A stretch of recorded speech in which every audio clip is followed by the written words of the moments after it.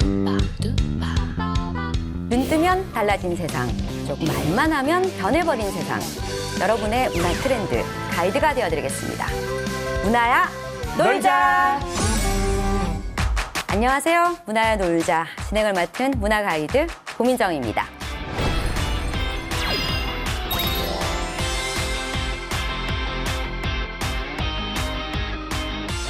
네, 우리 고 박사님이 문화야 놀자의 가이드를 맡으셨다면 저는 놀자를 맡도록 하겠습니다. 야, 문화야 놀자의 우승 담당 개그맨 조지훈입니다.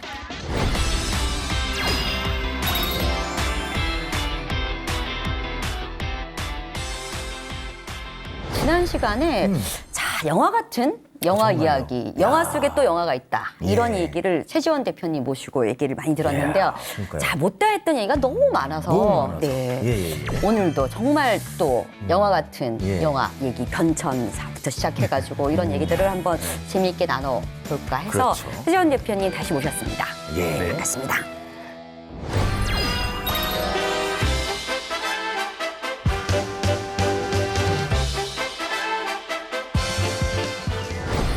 최정 대표님 지난번에도 그랬는데 지난번에도 말씀을 너무 잘 하시니까 그쵸. 저희가 흡입이 돼서 맞아요. 예, 그 영화 전반적인 어떻게 보면은 그 큰 기조를 하나, 예, 큰 기둥이시기 때문에 본인 얘기가 지금의 트렌드에 대한 이 얘기도 될 수 있을 것 같지만요. 맞아요. 과거에 대한 얘기를 전혀 못했던 것 같아요. 그렇죠. 저 영화 자체가 왜냐하면 최지원 대표님은 예. 그 말씀을 또 하실 수 있는 게 뭐냐면 20년 동안 영화, 음. 이렇게 20년 동안 영화사가 굉장히 많이 바뀌었거든요. 예. 이 변천사도 다양히 그 시절 20년 내내 또 영화를 만드시고 영화 함께 영화 같은 또 삶을 살고 계신 분이셔서 네. 그런 얘기들 또 오늘 또 과거 얘기부터 지금 현재 얘기까지 그리고 앞으로 미래 얘기도 어떻게 영화가 또 달라질 것인가 이런 얘기들도 한번 들어보는 시간을 가지면 어떨까 싶습니다. 그래요. 그 시청자 여러분들이 좀 딱딱하게 느끼실 수도 있겠는데 그렇지 않습니다. 그리고 또 전문가 입장에서 보셨을 때 꼭 본인이 경험했었던 제작자로서 활동했을 때 말고 그 이전에도에 대한 의견도 말씀하실 수 있잖아요. 예. 그렇죠. 어떤가요? 자, 예. 영화 20년 전으로 한번 돌아가 볼까요? 일단은 네. 예. 제가 기억하는 영화는 일단은 우리나라에서 좀 흥행을 했다 하고 기억하는 제가 기억하는 영화는 장군의 아들. 아하. 예. 네네네. 그런 시기가 아닐까 장군의 아들 아니면 투캅스. 예, 이런 영화가 아닐까 생각하는데요. 제가 영화를 시작할 때보다 훨씬 더 이전 영화. 아, 맞네요. 맞아요. 그러니까 한국 영화의 르네상스라고 하는 거를 만들어줬던 게 99년서부터인데요. 여러분 아실 만한 게 이제 여름에 나왔던 주유소 습격 사건. 아, 네. 그 다음에 이렇게 마지막에 엔딩 장면으로 굉장히 유명하죠. 인정탕정 볼 것 없다. 네, 예, 맞아요. 마지막 서로 이렇게 주먹 오고 가는 장면이 있는 거. 그 다음에 쉬리 쥐리. 같은 쉬리. 영화들이 99년에 나왔죠. 그리고 우리나라 블록버스터. 네, 그렇습니다. 그래서 그런 영화들이 나오면서 이제 그 전에는 한국 영화를 방화라고 불렀. 아, 그래요. 맞아요. 기억나요. 외화 방화라고 그랬다 불렀는데 맞다. 이제 그러면서부터 한국 영화가 관심을 갖기 시작을 했죠. 그래서 2000년에 이제 여러분 아실 만한 영화는 뭐 나왔던 게 비천무, 그다음에 JS 공동경비구역 이런 맞아요, 영화들이 맞아요. 이제 등장을 했죠. 그렇게 되면서 그때부터 한국 영화는 그러니까 한국 영화의 시장 점유율이 50%가 넘는 거를 20년째 유지하고 있습니다. 어마어마해요. 전 세계 유례 없는 일이고요. 굉장히 그러니까 많은 국민들에게 사랑을 받는 대중문화로 자리 잡게 된 시기가 그때부터 아닌가 생각을 하죠. 그러니까는 영화관에 가서 영화를 봐야 된다라고 하는 것들을 각인시켜준 시기였던 거죠. 대표님께서 말씀하신 것처럼 그 시기가 영화계에서는 르네상스 시기였다라고. 르네상스 시기였다. 예. 근데 이제 또 르네상스 시기가 있으면 또 암흑기도 있는 이 시점에서는 굉장히 힘든 시점도 있었고, 그렇죠? 그렇죠. 그리고 옛날로 돌아가면은 이제 사실은 뭐 거의 80년대 초반 이럴 때는 좀 그러니까 우리가 흔히 방화라고 불렀던 시기들 뭐 이럴 때 굉장히 어려웠던 시기가 있었고요. 또 그 전으로 가면 70년대 후반 같은 때는 한국 영화는 주로 이제 에로 영화 중심으로만 남아 있었던 때도 있었고요. 되게 격하게 아니, 왜? 영화를 많이 보셨네요. 아, 그럼요. 예. 근데 이제 그렇게 오고 있다가 사실 2000년서부터 이제 좀 한국 영화가 관객들에게도 한국 영화도 재밌네? 라는 것들을 심어주기 시작을 했고 또 한국 영화가 갖고 있는 독특한 그런 그 스토리 구조 뭐 아기자기한 것들, 그다음 캐릭터 이런 것들이 이제 해외 시장에서도 각광을 받기 시작하면서 이제 굉장히 다른 형태로 만들어 왔죠. 2000년 이후에는 생각보다 특별히 이렇게 크게 어려운 시점은 없었다고 볼 수 있는데 최근에 와서 이제 그렇죠. 코로나. 뭐 일단 코로나 직전에 첫 번째 왔던 거는 그 전까지는 한국 영화가 언제나 여름 시장이나 그다음 크리스마스 시장 같은 그런 커다란 시장의 늘상 승자였는데 갑자기 어벤져스라든지 네. 이제 이렇게 디즈니나 그다음 폭스의 큰 영화들이 시장을 잠식하기 시작했고 한국 영화들이 맨날 보던 거 또 나오는 것 같아라는 인상을 주기 시작하면서 조금 위기가 찾아왔었고요. 그래서 약간 자성의 움직임들이 있었고 그 계기를 만들어준 게 사실은 기생충이었거든요. 그래서 사실은 기생충이 만드는 성과는 어마무지한 거죠. 그렇죠. 이게 전 세계로 보면은 굉장히 변방에 있는 물론 영화 잘 만든다고 하는 나라긴 하지만 그 나라의 영화가 사실은 뭐 세계에서 제일 큰 영화제인 칸느에서 황금 종려상이라는 그랑프리를 받았고 마찬가지로 또 워낙에 미국의 헐리우드 산업에 늘 독식하던 오스카 시상식에서 감독상과 작품상을 다 받아버린 거 어마무지한 그러게요. 일이 발생을 했죠. 그런데도 코로나가 터져버린 거죠. 네. 그래서 작년에 영화 산업은 전체 그러니까 2019년 대비 2020년에 영화 산업 매출은 약 한 80% 가깝게 제가 예전에는 극장에 가서 영화는 극장에서 봐야 돼.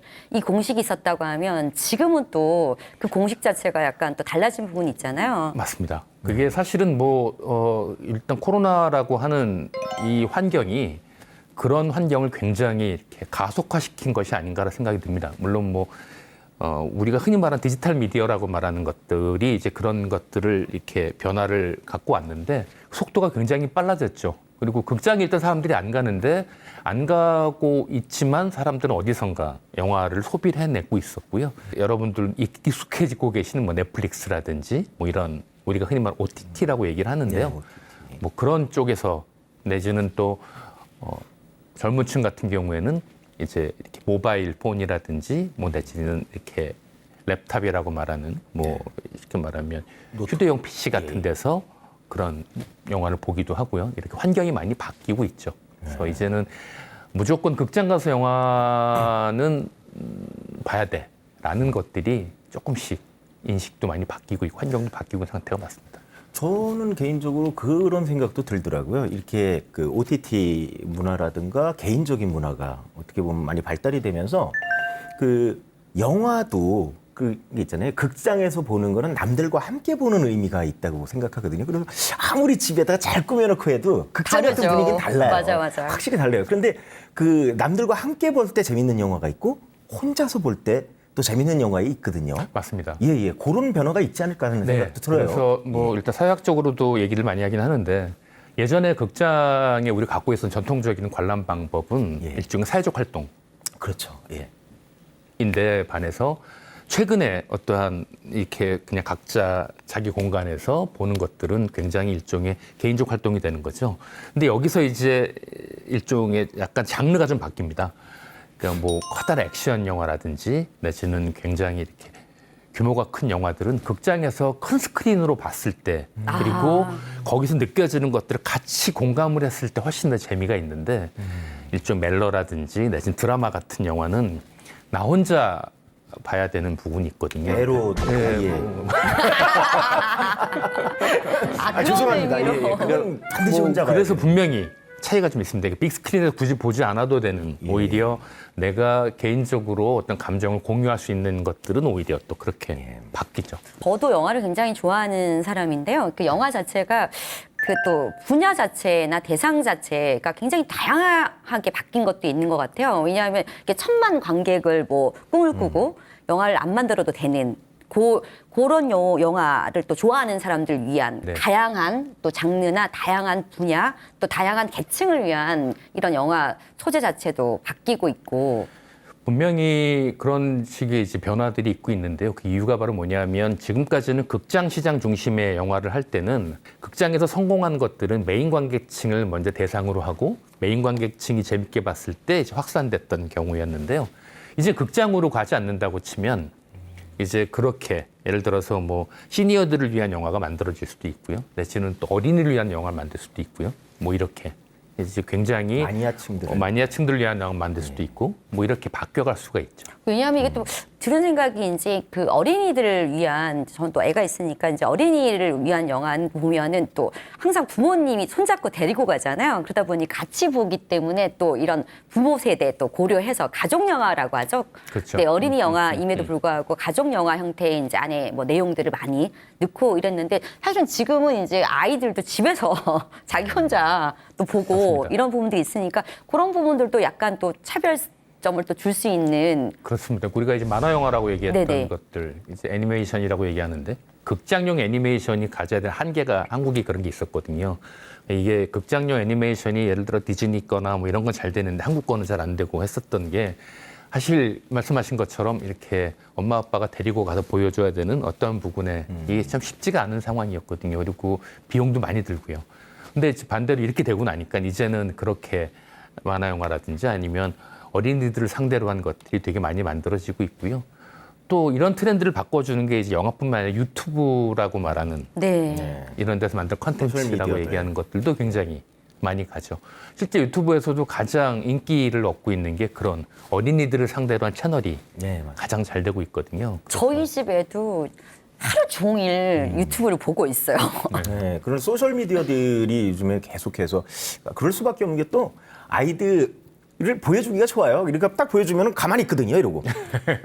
하루 종일 뭐 가만히 있거든요. 이런 변화들이 이제 영화라고 하는 것도 이제 일종의 환경의 변화에 따라서 앞으로 갈 방향들이 조금씩 바뀌고 있는 게 맞습니다. 이게 이제 좋든 싫든 이런 시대적인 변천하고 흐름이라고 하는 게 있잖아요. 변화하고. 그래서 영화라는 것도 그렇고 다른 문화도 이런 그 미디어들 내지는 디바이스 이런 부분들이 바뀌어서 새로운 플랫폼이 생겨서 거기에 맞춤형으로 또 영화를 제작하게 되고 이렇게 하는 건데, 한 가지 조금 저는 이런 생각이 드는 게 뭐냐면, 한 가지 플랫폼 자체가 사실은 그 뭐 구글뿐만 아니라 이런 뭐 넷플릭스 이런 부분들이 어떻게 보면 다국적 기업의 굉장히 거대한 공룡 같은 거잖아요. 저희가 이제 한국 영화 컨텐츠 드라마부터 영화 자체가 거기서 1위를 하고 10위를 쭉 하고 뭐 되게 많긴 한데, 여전히 이 플랫폼 자체는 한국 영화 산업이 요 영화계가 가늠돼 있어가지고 조금 한계점을 준 부분이 있지 않을까, 맞습니다. 이런 우려도 들거든요. 장단점이 분명히 있고요. 영화를 얘기를 할 때는 제작비라고 하는 게 불가피한 상황이고, 제작비를 누가 대지? 라는 부분에서 영화 산업이 작년처럼 극장 쪽이 다 안 돼버리면 이제 그런 영화 제작비를 대는 곳이 넷플릭스다. 그럼 넷플릭스한테 가야 되는 상황이 되는데, 그게 과연 한국 영화 미래를 여기가 그렇죠. 담보할 수 있냐? 이건 네네. 아니거든요. 그런데 이제 저희가 착안하고 싶은 건 바로 뭐냐면, 아무리 일단 코로나가 언제까지 될 건 아니잖아요. 네네. 코로나로 바뀐 환경은 있지만 분명히 사람들이 느낀 것 중에 하나는, 영화는 극장에서 봐야 될 영화가 있다라고 하는 건 또 명확해진 것도 있는 거죠. 그러니까 모든 영화가 다 그렇게 OTT, 뭐 넷플릭스 이런 게 아니라 이제 오히려 극장에서 꼭 봐야 되는 영화를 만들어야 되는 것들, 그리고 극장에서 봐야 되는 것들을 찾는 어떤 관객들의 분명 요구도 명징하게 있을 거라는 거죠. 그래서 이제 그렇게 극장에서 봐야 되는 것들에 오히려 한국 영화를 만드는 사람들은 보다 중점화시키고, 또 그들도 이제 이 일종의 뭐 회사도 운영해야 되고 만들어내야 되는 거니까, 또 아까 말씀하신 것처럼 사회적인 어떤 활동을 하기 위한 극장에서 꼭 봐야 되는 영화를 만들기도 하고, 또 반대로 개인적 활동할 수 있는 것도 만들어낼 수 있는 것들로 오히려 이렇게 잘 활용을 한다면 지금의 환경이 뭐 충분히 극복할 수 있다. 그리고 넷플릭스의 강점은 딱 하나 있습니다. 이게 하나를 만들어 놓으면 일단 지금은 거의 53개의 언어로 번역이 돼서 넷플릭스를 접속할 수 있는 전 세계 모든 사람들이 다 볼 수 있는 상황이 되거든요. 그러니까 어찌 보면 또 상황에 따라서는, 그러니까 뭐 저희 나라의 콘텐츠가, 우리나라의 영화가 훨씬 더 이렇게 잘 보여질 수 있는 그러네요. 그런 강점도 잘 있습니다. 만들기만 하면. 그렇습니다. 네, 거기에서 전 세계 이 관객들한테 바로 만날 수 있고 그들한테 또 좋은 네. 평점을 받을 수 있는. 우리나라 영화의 가장 큰 강점이 이제 그런 부분이거든요. 사실은 뭐 넷플릭스에서도 최근에 이렇게 그 시청 순위 같은 거를 보면 뭐 킹덤이라고 했었던 것들, 네. 뭐 한국판 좀비물이죠. 네네. 사극인데 그런 거. 그리고 뭐 각종의 드라마, 이렇게 여러분들이 보셨던 드라마들 같은 경우에도 뭐 사랑의 불시착, 뭐 최근에 빈센조 네. 이런 것들은 사실은 뭐 저희가 해외 수출을 특별히 하지 않아도 넷플릭스에서 방영이 되면서 뭐 이제 전 세계에 있는 모든 사람들이 굉장히 거기에는 가치를 부여해주고 있는 상황이 이런 거 발생하죠. 너무 궁금하더라고요. 그러니까 우리나라 이제 이런 영화 자체가 지금 말씀하신 이런 부분들 영화 다 뭐 넷플릭스에도 1위, 2위 또 동시 1위 계속 이렇게 되는 건데 이 한국 영화가 이렇게 세계적으로 인정을 받을 수 있는 근거 이유가 뭘까요? 저는 잘 만드는 생각하고 거는 있는, 잘 당연한 것 만드는 같고. 것도 잘 만드는 거 재미. 첫 번째는 기본적으로 재미죠. 그 영화에서 재미라고 말하는 건 기본적으로 흥미와 그다음에 의미를 동시에 갖는 것들이거든요. 근데 한국 영화가 갖고 있는 일종 이야기의 재미라고 말하는 게 몇 가지가 있는데 하나가 일단 되게 아기자기합니다. 아. 그러니까 한국 영화를 보면 그 안에 굉장히 복합적인 얘기가 있죠. 보통 미국 영화 코미디 영화는 그냥 시종일관 웃기잖아요. 네네. 근데 한국 영화는 갑자기 하다가 울리다가 웃다가 울리기도 하고 공포 영화라고 귀신 나오는데 갑자기 그 안에 멜로가 나오기도 하고 뭐 이런 거죠. 되게 복합적인 장르들 그리고 그 안에 캐릭터들이 어떤 반전에 대한 얘기를 많이 해주게 되고 뭐 이런 형태로 굉장히 다채로운 구성을 하고 있고 또 거기에 걸맞게 굉장히 잘 찍고 배우들 연기 굉장히 훌륭하고 뭐 이런 것들이 아닐까? 기본적으로는 이야기의 힘이라고 생각을 합니다. 예. 스토리에 네, 대한. 그렇습니다. 그거 보면 그런데 그 영화제 같은 데서 주로 두드러지는 게 역사적으로도 예전에도 그랬고 배우분들이 두드러지는 경우가 참 많았던 것 같아요. 이 제작자 입장에서는 그게 좋은 현상이라고 봐야 되나요? 그건 어쩔 수 없는 부분이긴 합니다. 왜냐하면 관객들이 일단 바라보는 거는 사실 배우를 상대로 볼 수밖에 없거든요. 한국 영화가 이렇게 굉장히 성공을 하면서도 또 마찬가지로 굉장히 제약이 있는 것 중에 하나가 한국 영화의 배우가 사실 외국에서 그렇게 알려져 있지 않은 거죠. 그러니까 사실은 일정을 가지고 제가 뉴욕에 가서 영화제 갔는데 한국 영화 매니아들은 너무너무 좋아합니다. 네. 그런데 그 영화가 한국에서도 성공을 했는데 불구하고 미국에서 수입한 거는 예술 영화를 배급하는 곳이 수입을 해갔어요. 아. 근데 그 이유가 송강호 배우에 대해서 좋아하는 사람은 알고 있는 사람은 알지만 대중적인 스타가 아닌 거죠. 네. 외국에서는. 그렇죠. 예. 근데 이제 그러니까 아까 말씀드렸던 기생충이 되게 중요한 역할을 했다가 이제는 송강호가 누군지 아는 상황이 된 거예요. 밀정 때 송강호 배우랑 같이 뉴욕 시내를 활보를 해도 어느 누구도 송 배우에 대해서 인지를 못합니다. 근데 기생충이 발표되고 나서는 LA 거리에서 몇 발자국만 걸어도 사람들이 와서 뭐 액터송 사인해달라고 그러고 그런 게 발생을 했죠. 그러니까 그렇게 배우들이 인지도가 높아지게 되면 훨씬 더 쉬워지나요? 쉽게 해줄 수 있는 부분들이었죠.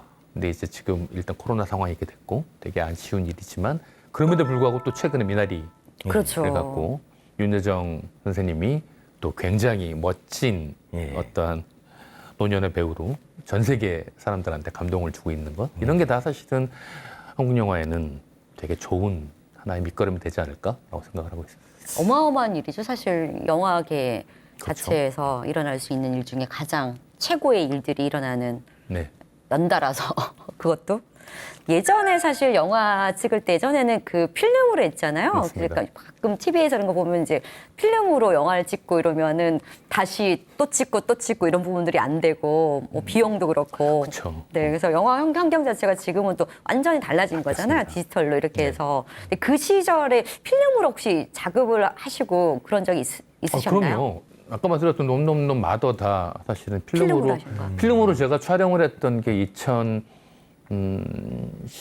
2011년까지는 필름으로 찍었습니다. 오, 최근이네요. 네, 그렇습니다. 그러니까 사실 이렇게 완벽하게 디지털로 넘어온 거는 뭐 사실은 거의 2012년, 11년 후반 이 정도? 왜 그런가요? 그 기술적인 문제가 아직 그 화질이나 이런 걸 받쳐주지 못해서 그런 건가요? 아니면- 아니요, 뭐 그게 사실은 처음에 디지털 카메라가 나오고 진행을 했을 때는 여전히 사람들이 그 영화 필름이 주는 감성이 또 있습니다. 이게 아날로그 감성이 있는데 아마 우리 시청자분들께서도 특히 이렇게 사진기에 취미가 있으신 분들은 옛날에 필름 카메라가 갖고 있는 예. 그 감성 같은 게 다르거든요. 예. 근데 이제 이렇게 디지털로 넘어오면서 이제 그게 맨 처음에 그 초기에 있었던 디지털 카메라는 좀 그런 부분을 다 받아들이지 못했고 그리고 이제 카메라 자체가 발달을 못하다 보니까 그 필름 카메라가 갖고 있었던 그 성능만큼 다 담지를 못했는데요. 지금은 이제 이게 다 발전이 돼서 예전에 제일 좋은 필름 카메라가 갖고 있었던 성능보다 훨씬 더 모든 거는 카본 디지털. 성능적으로는 나왔고요. 훨씬 더 좋아진. 예, 그렇습니다. 뭐 화질도 그렇고 그리고 일단은 쉽잖아요. 그러니까 저희가 이제 예전에는 어떤 게 있었냐면 이렇게 필름 갖고 촬영을 하다 보면 중간에 필름이 다 떨어지죠. 저 그거 생각이 나요. 예, 그럼 이렇게 뭐 하다가 잠깐만요, 뭐 필름 갈고 가겠습니다. 뭐 이제 이렇게 해야 되는 게 있고 그 다음에 뭐 이게 NG가 자꾸 나면 이제 눈총을 주죠. 왜냐하면 그 못 쓰는 필름이 되니까. 근데 사실 디지털에 이제 그런 환경은 아니잖아요. 근데 반대로 또 디지털도 재밌는 일이 벌어지는 건 이제 저희 녹화를 그러니까 일종의 컴퓨터에다 녹화하는 거잖아요. 근데 그게 이제 녹화가 안 돼. 날아가 있거나 예 맞습니다. 저장이 안 그러네요. 됐어요. 필름 대신에 현장에 데이터 매니저라고 하는 사람이 있게 되는데 이 친구가 실수로 뭐 그 파일을 잘 저장 못했다 그러면 이제 난리가 나는 거죠. 그럼 처음부터 다시. 다시 뭐 이런 경우도 있는데 물론 굉장히 그 일이 그런 일 발생하지 쉽지 않습니다. 뒤에다 백업도 하고 여러 가지 하긴 하지만 어쨌든 디지털 환경으로 가면서 이제는 조금 더 현장이 좀 빨라지기도 하고 조금 더 이렇게 쉬워진 것도 있고요. 맞아요. 장비들이 정말 좋아졌죠. 그러니까 좀 쉽게 찍는 것 같아요. 하다못해 그 모바일로도 맞아요. 휴대전화로도 그냥 네. 이렇게 찍고서 자기가 SNS 같은 데 올리기도 하고 또 너튜브 같은 이런 맞습니다. 채널 같은 경우는 개인적으로 이렇게 찍은 화면을 또 편집도 굉장히 쉬워졌거든요. 하다못해 저도 하는데요. 뭐. 맞아요. 그러세요? 저도 해요. 저도 오. 편집해서 올리는 거 재밌더라고요. 그런 그 화면들, 장면들 보셨을 때 어떤가요? 그 제작하시는 입장에서 그 일반인이잖아요. 그분들은 전문가가 아닌데 그분들이 이제 조명, 카메라 각도, 뭐 촬영 이런 걸 다 해서 본인이 편집을 해서 음악까지 입혀서 올리는 거잖아요. 네. 이런 걸 보셨을 때 어떤 감정이 드시나요? 일단은 기본적으로 참 첫 번째는 저런 걸 만드는 분의 어떤 관심 그리고 노력이 참 정말 이쁘다 생각도 많이 하고요. 또 거기에 걸맞게 기본 장비나 아니면 어떠한 프로그램들이 참 되게 좋아진 것도 있고요. 반대로 이제 저희가 약간 긴장도 하죠. 야, 우리가 잘 만들어야겠구나. 또 당연히 하죠. 근데 그렇게 저변이 확대가 되고 많은 분들이 참여하는 건 영상산업 발전에 굉장히 좋은 일입니다. 그리고 또 대표님께서는 그 영화 제작자이시기도 하고 아까 지금 말씀하시는 것처럼 이런 그 영진이 뭐 이런 데도 그런 쪽에도 관여도 하시고 정책 전반에서도 굉장히 열심히 활동을 하시고 계신다고 제가 들었거든요. 네. 요즘 네. 어떤 일도 하시고 계신가요? 영화진흥위원회라고 하는 게 이제 문화부 산하에 한국 영화를 전체적으로 좀 이렇게 지원하고 그다음 정책을 만들어내고 하는 곳인데요. 거기 이제 임기가 2년씩 이렇게 영화진흥위원을 맡게 돼 있거든요. 작년에 저도 거기 선임이 돼서 지금 현재는 부위원장 네, 을 바쁘시네요. 맡고 있고요. 올해 말까지 이제 일단 영화진흥위원을 하게 됐습니다. 그래서 지금 어려운 시기에 맡아서 좀 책임이 좀 막중하고요.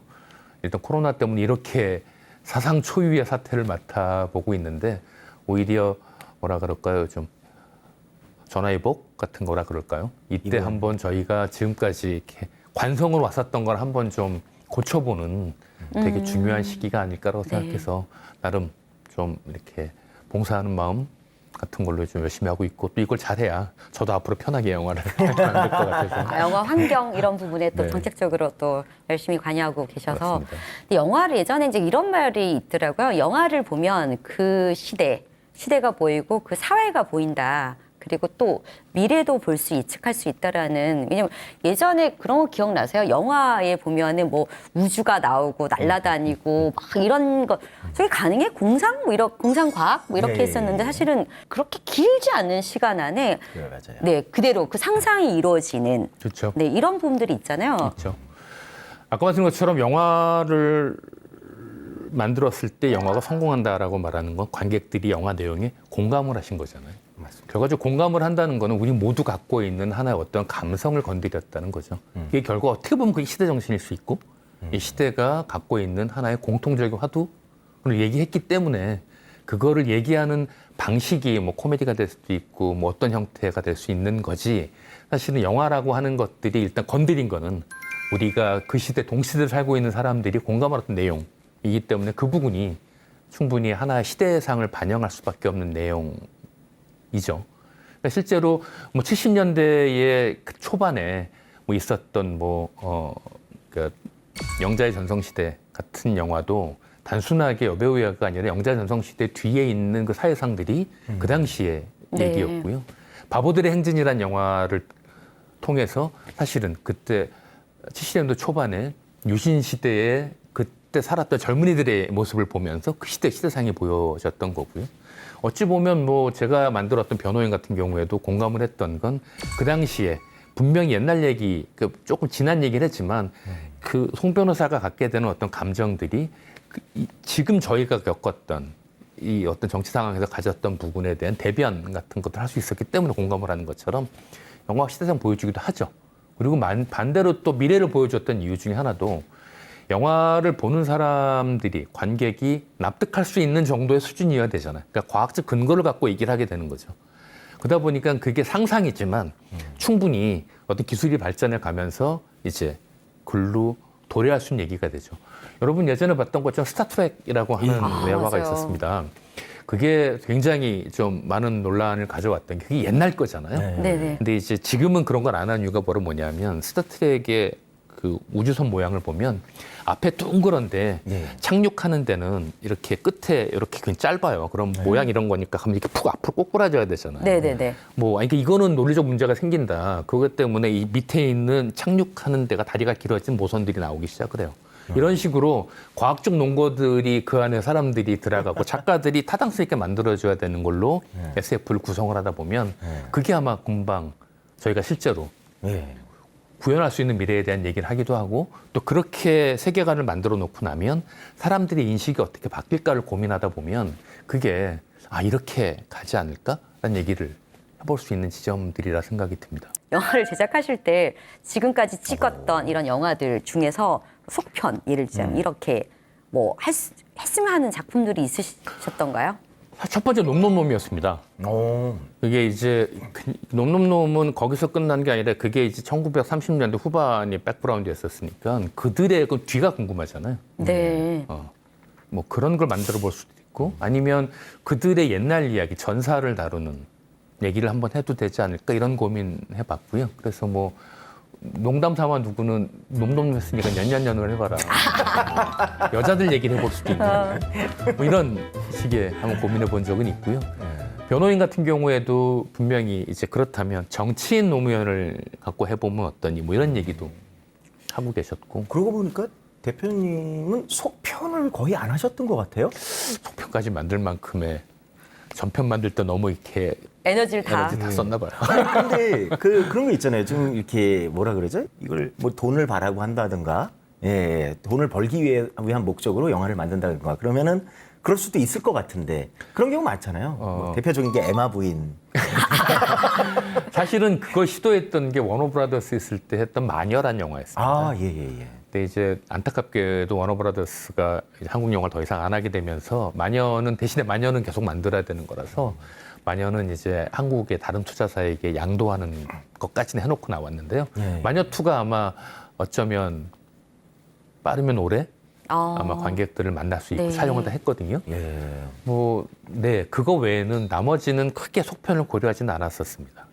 근데 그건 이유가 다른 게 아니라 그냥 이 이야기로 완결된 걸 하나 만들어 놓고 오히려 속편을 만들 수 있는 시점들에 다른 영화들을 좀 더 그리고 다른 사람들과 일을 해보는 게 좋지 않을까 생각을 해봤던 거긴 했습니다. 아직 굉장히 젊으신 생각을 가지신 것 같아요. 계속 매번 뭔가 새로운, 도전하시는 새로운 것을 하시는. 아직 배가 좀 고픈 걸 수도 있어요.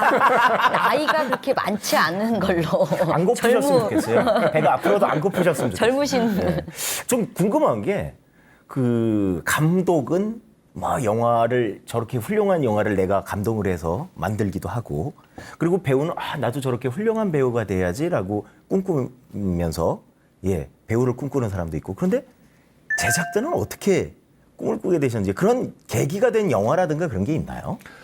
계기가 된 영화가 특별히 있었던 건 아니었고요. 제가 예전에 증권사하고 그다음에 창업투자회사에서 이제 투자를 했었거든요.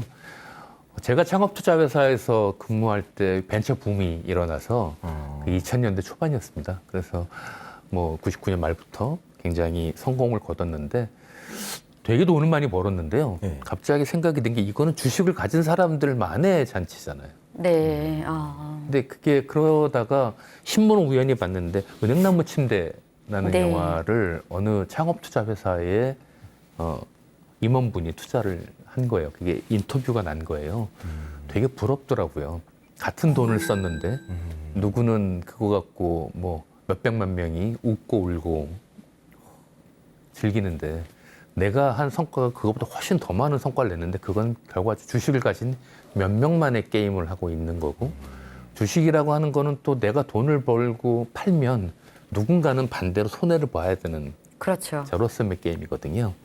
내가 꼭지에 팔고 와 신났지만 그 사람은 다음 주 갔다 이 사람은 내 걸 산 사람은 손해를 봐야 되는 게임 그런 거를 보다가 좀 약간 좀 다른 생각이 들었어요. 그래서 좀 이렇게 누구에게 좀 일종의 즐거움을 주고 위안을 주는 것. 가치 있는 네. 좀더 가치 영화 한 편이 세상을 바꿀 수는 없겠지만 최소한 그 영화 한 편을 보는 그 시간 동안에 웃고 울고 즐기고 누가 쉬어갈 수 있다면 좋겠다. 그리고 개인적으로 또 그런 영화를 보는데 쫙 크레딧이 올라갈 때 딱 제 이름이 올라가는 게 그렇죠. 많이 멋있더라고요. 그렇죠. 엄청 멋있죠. 아니 저는 그렇게 여쭤봤던 이유가 그 옛날 영화 중에 혹시 그 방화도 좋고요. 옛날 진짜로 80년대 방화도 좋고요. 외화도 좋고 그런 계기가 된 영화가 하나 있을까? 혹시 어릴 때 좀 감흥을 받았던 그런 가치를 창조하게 된 그런 영화가 있으실까 하고요. 첫 번째 영화는 사실은 외화 중에서 하나가 이제 화이강의 다리라는 네. 화이강의 다리라는 영화는 제가 그냥 머리털 나고 제일 처음 친구들하고 이렇게 보러 간 영화였어요. 뭣도 모르고 보러 간 거죠. 사실 슈퍼맨을 보러 갔는데 슈퍼맨이 이제 표를 못 사서 옆에 있는 극장 가서 화이강의 다리를 본 거예요. 근데 굉장히 몰입하고 영화를 본 거죠. 근데 그때 그 들었던 그 음악, 방금 휘파람 부셨던 그게 이제 머릿속에 저한테는 제일 남아 있었는데 군대를 갔는데 그게 이제 정말 좋아하던 그 노래가 아침마다 기상나팔로 나오는 거죠. 어머, 이게 마치 계시처럼 나의 운명은 이렇게 근데 되는구나. 실제로 그게 계속 머릿속에 이렇게 있었어요. 이런 생각을, 그때 그 장면들, 전투 장면 이런 게 이게 참 끝까지 남아 있었고요. 그래서 영화는 아마 이게 참 이렇게 오랫동안 잔상을 줄 수 있나? 이런 생각을 해봤고 그러다가 이제 나도 한번 영화를 해보면 어떨까? 그래서 처음에는 제가 할 수 있는 방법은 제가 이제 투자회사에 있었으니까 영화 펀드를 만들어서 영화에다 투자를 한 게 시작입니다. 제가 만든 펀드가 아마 거의 우리나라 1호 펀드였을 거예요. 네. 배우로 하실 생각은 안 하셨어요? 배우를 하겠다 생각은 안 해봤었고요. 제작을 하다 보니까 중간에 좀 이렇게 출연을 해야 될 그런 경우 일이 있지 않나요? 있습니다. 그래서 뭐 나름대로 천만 배우입니다. 어디 출연하셨어요? 마더에도 등장을 했고요. 네. 근데 변호인을 보시면 그 맨 처음 초반에 영화 변호인 초반에 그 송우석 변호사가 이렇게 변호인 명함을 뿌리고 다니는 네네네. 그 이렇게 술집에서 그 술집 마담하고 같이 이렇게 나오는 사장님이 있습니다. 사장님 역할로. 이 지책은 어디 가나 높으신 거예요. 세계 최초의 우리나라 영화 그거 아십니까? 세계 최초의 쌍방향 소통 영화가 있었어요. 그래요? 다 같이 한번 불러볼까요? 그럼 영구야! 안 들려요. 더 크게 불러볼까요? 그럼 영구야! 그럼 영구 없다! 그럼 와! 영구와 땡칠이라는 그런 영화가 있었어요. 저 봤어요. 예. 맞아요. 이런 새로운 시도들. 그 우리나라 영화는 또 어떤 게 있을까요? 시도적인 측면에서 사실은 뭐 제가 했던 것 중에 사람들이 새로운 시도였다 라고 얘기하는 것 중에 하나가 사실 장화홍련이라는 아, 예. 되게 특별한 영화였던데 저한테도 그래요. 공포 영화 아직까지 그게 네네. 2003년 6월 13일 13일에 금요일 날 예. 개봉을 했습니다. 근데 불구하고 그 영화는 지금 벌써 거의 2003년이니까 벌써 20년 가까이 다 돼가는데 불구하고 관객 수 공포 영화 장르의 관객 수 아직도 못 깨고 있습니다. 330만 명을 했는데요. 그게 보면 특별히 뭐 귀신이 등장하거나 예, 이러지 않는 상태의 맞아요, 스릴러로 맞아요. 가져왔던 영화였죠. 그리고 그 미장센이라고 저희는 얘기하는데 뭐 이런 미술을 되게 많이 썼던 그런 기록적인 영화들이었고요. 한국 영화의 어떠한 미술이 좀 발전하게 된 계기를 줬다라고 얘기하고 있는 것들도 있고요. 그 다음에 뭐 어떤 실험적인 측면으로 많이 왔었던 것들 중에서 스토리 측면에서 뭐 지구를 지켜라라는 영화가 네, 있습니다. 시간이 지나고 나니까 요즘은 되게 명작이라고 하는데 그때는 아주 흥행에 실패해서 맞아요. 였지만 뭐 그런 시도들 이런 거 되게 많이 했죠. 그게 요즘에 그 너튜브라든가 아니면 SNS에 짤이라 그러죠. 예. 그 작은 토막으로 많이 나오죠. 많이 나와요. 엄청나게. 그래서 오히려 지금 그 영화가 나온 지가 10년이 넘었죠. 지금. 넘었죠. 그런데도 2003년 불구하고 그런데도 불구하고 요즘 고등학생, 중학생들이 막 맞아요. 지구를 지켜라는 영화라든가 아니 장화용 홍련도 맞아요. 그렇고요. 그러니까 저는 이제 예. 저희 나라에서 이 영화 자체가 이제 굉장히 뭐 어떻게 하면 긴 시간일 수도 있는데 이 특별한 영화들을 굉장히 많이 만들었잖아요. 예전부터 해서 장화홍련전도 그렇고 뭐 다른 영화들도 그렇긴 한데 이런 영화들이 이제 그 시대에 예를 들면 뭐 빛을 못 본 영화들이 있잖아요. 아쉽게도. 근데 이제 제가 보기엔 말씀하신 것처럼 지금 감성에 있는 이 세대나 이 계층들한테 흔쾌히 받아들일 만한 이런 영화들이 굉장히 많을 것 같거든요. 스토리로 따지면 제가 투자했던 것 중에 이거 되게 굉장히 좋은 영화인데 흥행에 실패한 지금부터 망한 영화를 얘기하면 끝도 없고 한도 가슴 아픈 없습니다. 끝도 없나. 그 이제 한잔 하면서 또 있네. 기억에 남는 게 이제 고양이를 부탁해라는 영화가 있었고요. 네, 고양이 그건 부탁해. 이제 어떻게 보면 요즘 청춘들이 보면 되게 좋은 영화인데 여전히 잔잔하고 또 재밌는 게 이제 고독이 몸부림칠 때라 그래서 그거는 또 이렇게 반대로 굉장히 연세 많으신 분들을 모셔놓고 찍은 영화가 있었습니다. 그 영화가 그 김무생 선생님의 유작이 된 영화이기도 하고요. 그건 이제 그 당시에 뭐 잭 니콜슨 같은 헐리우드 배우들을 나이 들고 하는데 한국에는 왜 없을까? 그래서 이제 사실은 그렇게 나이 드신 분들을 모아서 영화를 찍어본 것도 있고요. 그런 시도들이 최근에 보면 어떨까 생각이 들고 최근 작품 중에서는 뭐 예를 들어 싱글라이더 같은 영화 그건 이제 40대 중년들에 대한 얘기를 한번 이병헌 씨 데리고 찍어봤던 영화였는데 그것도 흥행에 실패했지만 좀 시간이 지나고 나거나 아니면 시도들 같은 거로는 한번 봐주실 만하지 않을까라고 생각이 들죠. 봤거든요. 싱글라이더를 봤는데 굉장히 몰입감이 반전도 있죠. 몰입감이라든가 반전이 대단한 것 같은데 전체적으로 왜 그럴까요? 기본적으로 조금 그러니까 좀 이렇게 뭐랄까 좀 톤이 어두운 것도 분명히 있고요. 그러니까요, 맞아요. 그다음에 그 감성을 공감할 수 있는 사람들이 우리가 흔히 말하는 극장에서 봐야 되는 메인 타겟층들은 아니었던 거죠. 근데 그 영화 만들고 나서 제가 되게 많은 격려를 받았던 건 40대 아빠들이었었어요. 그 영화도 저는 그 보게 된 계기가 그 너튜브 통해서 소개하는 프로그램이 굉장히 많거든요. 많죠. 예, 그래갖고 그 보게 된 계기가 됐었는데 그 대표님께서도 이런 소셜 미디어들을 이렇게 찾아보시는 그 장르가 있나요? 아니요, 기본적으로는 이제 유튜브 정말 많이 보고요.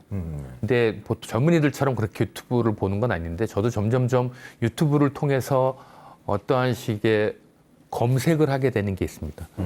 우리가 흔히 말하는 포털이라고 말하는 데서 구하는 것보다 훨씬 더 유튜브에서 더 이렇게 다채로운 정보를 주기도 하는데요. 영화 관련된 정보 같은 것들 정말 유튜브에서 많이 봅니다. 아, 정보 위주. 네, 저는 일단 기본적으로는 뭐 제가 이렇게 찾는 것들을 유튜브에서 찾아보고 하고 있고요. 뭐 예를 들어서 그런 거 있습니다. 만약에 무슨 뭐 전원주택을 한번 좀 나도 찾아보고 싶은데라고 하셨을 때 네이버 포털에 전원주택 치시면 나오는 것보다 유튜브에다 전원주택 쳐서 보시면 맞습니다. 화면과 동시에 굉장히 디테일한 것들이 많습니다. 그러니까요. 이렇게 앞서가시는 거, 트렌드를 앞서가시는 것 같아요. 요즘 그런 얘기 들었어요. 예전에는 뭔가 궁금한 게 있으면 초록창에다가 많이 쳤는데 요즘에는 너튜브에다 검색을 한다고 맞아요. 얘기했어요. 그 정보가 더 잘 나오는 이유도 있어요.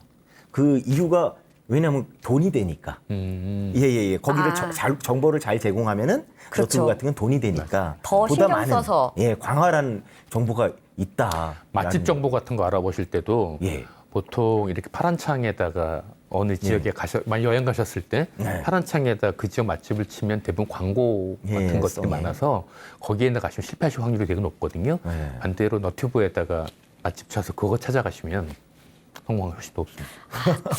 대표원 최 대표님이 지금 계획을 제가 두 가지를 캐치했어요. 네. 전원주택에 이사를 갈 계획이 있으시고 여행을 다녀오셨다. 지금 철록을 하자면 영화 부분을 하면 그 영화 제작하시는 분들이 이런 걸 또 염두에 두신다고 하더라고요. 잘 만들어 놓고 영화를 이제 어떤 시점에 이 개봉을 하나 어떤 영화들은 그래서 이제 그래서 그런 거 있잖아요. 방학 때 일부러 맞춰서 다 찍어놓고 그쵸.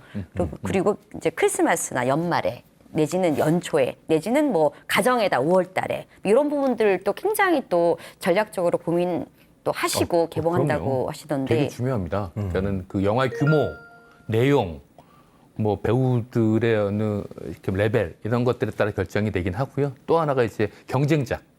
내가 아무리 잘 만들어도 더 잘 만들었다는 뭐 그게 느낌이 붙어버리면 약간 뭐 안 되는 거잖아요. 그런 것들을 고려해서 이제 날짜를 정해야 됩니다. 그 날짜를 잘못 정하거나 잘 정하거나에 따라서 결과가 정말 되게 다르죠. 저희끼리 이제 뭐 돗자리 깔았다 뭐 이런 얘기를 하죠. 그런 걸 전담하는 게 이제 배급사의 역할입니다. 네. 그래서 이제 저 같은 사람 만드는 사람이고 배급사에 이제 그거를 업무를 전담하신 분들이 이제 그런 거를 판단을 하죠. 우리 영화의 특성상 내용상 뭐 이런 시기, 규모 이런 것들을 봐서 언제 합시다라고 하죠. 변호인은 언제 개봉을 하셨나요? 변호인은 12월 중순에 했었습니다. 그건 이제 사실은 그 변호인의 개봉에 대한 것도 좀 있었는데 그냥 원래 대부분이 저희가 목요일 날 개봉을 합니다. 아니면 수요일 날 개봉을 하거나 그게 사실은 이제 옛날엔 토요일 날 개봉을 했는데 이게 점점 금요일 날, 목요일 이렇게 땡겨지기 시작을 한 거예요. 이렇게 바뀌었고 이제 특히 온라인 예매들이 활성화되기 시작하면서 좀 땡겨진 것도 있는데 그렇게 하다 보니까 사실은 늘상 저희가 개봉하다니까 크리스마스가 가장 빅시즌이니까 그거보다 바로 하루 전주 예 목요일 그게 이제 그냥 제일 좋은 날짜라서 12월 19일로 개봉을 했는데 하필이면 그날이 언제나 대선 날짜였더라고요. 대선 날에 개봉하셨어요? 고려했던 게 아니었었어요. 그냥 그렇게 하다 보니까 12월 19일인데 그게 어떻게 희한하게 우리가 보통 대통령 선거하던 이제 4월도 바뀌었지만 네네네. 예전에 12월 19일 대통령 선거일이 된 거죠. 그래서 그날 개봉을 했습니다. 이제 우리들 시간이 많이 됐어요. 벌써요? 네, 시간이 많이 돼서 마지막으로 한 질문 하나 정도 더 드려야 될 것 같은데 지금 코로나 때문에 많은 영화들이 개봉을 미루고 있어요. 네. 예. 특히 헐리우드 영화 같은 경우가 그런 경우가 굉장히 많습니다. 예. 그런 만큼 다르게 생각을 한다면은 그 포스트 코로나가 끝날 때쯤에는 훨씬 더 많은 경쟁이 있을 거라고. 맞습니다. 근데 라는 조금 뭐 거군요. 예. 새로운 어떤 트렌드를 말씀드리면 예. 앞으로는 어떻게 될까요? 이렇게. 그렇죠. 예. 우리 영화에 대해서 그 말씀을 좀 부탁드리겠습니다. 한국 영화도 80편 정도가 아직 개봉 못 하고 있고요. 그러니까요. 네. 헐리우드 영화는 아마 올 여름부터는 개봉을 하겠다고 합니다. 다행히도 그쪽은 백신이 일단 가면서 나아지고 있는 상황인데 하지만 앞으로 이제 그 이후에 어떻게 될 것인가를 판단해 보면 아까 말씀드린 것처럼 영화관에서 영화를 봐야 되는 그 어떠한 수요는 예전만큼은 안 되지 않을까? 아까 말씀드린 것처럼 이제 그냥 내 방에서 편하게 볼래라는 사람도 분명히 있을 거다. 익숙해져 있는 네. 대로. 예. 좀 바뀌어 있다. 하지만 극장에서 영화를 처음 만나겠다라고 생각하시는 분들의 숫자도 여전히 남을 거고 오히려 또 반대로 이런 영화는 꼭 극장에서 봐야 돼라는 분들도 분명히 있을 거기 때문에 영화라는 시장이 없어질 것 같지는 않다. 다만 오히려 더 극장에서 꼭 봐야 되는 영화를 만들어야 되는 노력을 할 거고 아마 그런 쪽으로 좀 더 발전해 가지 않을까? 아울러서 또 안방에서 영화를 보실 분들을 위해서 또 거기에 맞는 영화를 만들어내려고 하는 노력도 하지 않을까? 그래서 콘텐츠는 언제나 특히 영화는 여러분들 삶이랑 같이 있는 거기 때문에 거기에 맞춰서 또 다른 노력을 할 거라고 믿어 의심치 않습니다. 감사합니다. 근데 구 박사님, 네네. 뭔가 허전하지 않으세요? 뭔가 빠진 것 같은데요? 그죠? 뭔가 허전하죠? 뭘 해야 될까 안 자, 하는 게 있는데. 여러분들에게 그쵸? 알쏭달쏭한 신조어를 배워보는 시간입니다.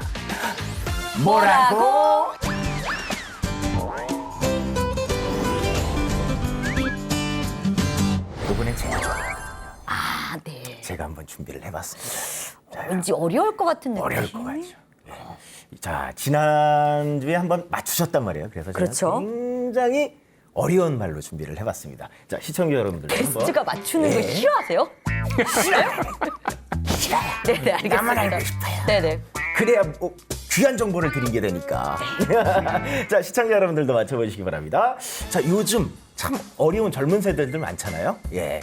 그런 분들을 위한 요 정도 힌트까지 드린다? 얼마나 힌트? 어려우면? 예. 그런 분들이 공감할 수 있는 그런 말입니다.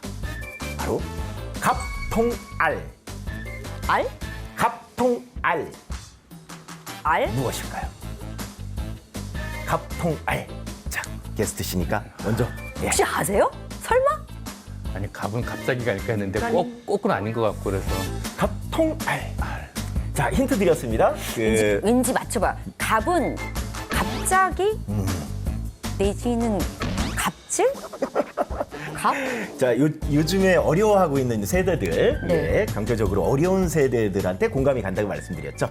예, 갑자기 말씀드리도록 갑자기. 하겠습니다. 갑자기 통장을 보니 알바해야겠다. 그런 마음이 아픈 요즘 세대를 대변하고 있는 그런 말이라고 합니다. 갑통알. 예, 이제 그런 네. 일이 없었으면 참 좋겠네요. 예. 네. 자, 진짜 정말 모르는 말이었어요. 그죠?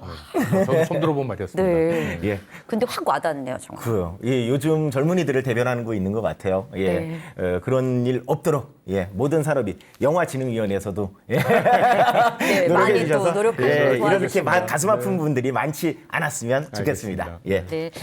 오늘도 이렇게 그 문화 트렌드 중에서 영화. 근데 오늘 이 시간에서는 이제 영화 변천사, 뭐 과거부터 현재 그리고 앞으로 미래에는 또 영화 산업이 어떻게 갈 것인가 이런 얘기들부터 시작해서 많은 재미있는 얘기들 나눴는데요. 전문가 네. 최재현 대표님 오시고 예. 네, 또 귀한 시간 또 오시고 또 오늘도 또 완전 영화를 또 굉장히 또 전문가적인 이런 약간 배울 수 있는 그러니까. 이런 내용까지 또 주시고. 시청자 여러분들도 좀 전문가가 된 것 같을 거예요. 네네네. 아마. 예. 네, 유익한 정보도 많이 주시고 네. 또 생각도 또 많이 하게 되고 뭐 이런 시간이었던 것 같은데요.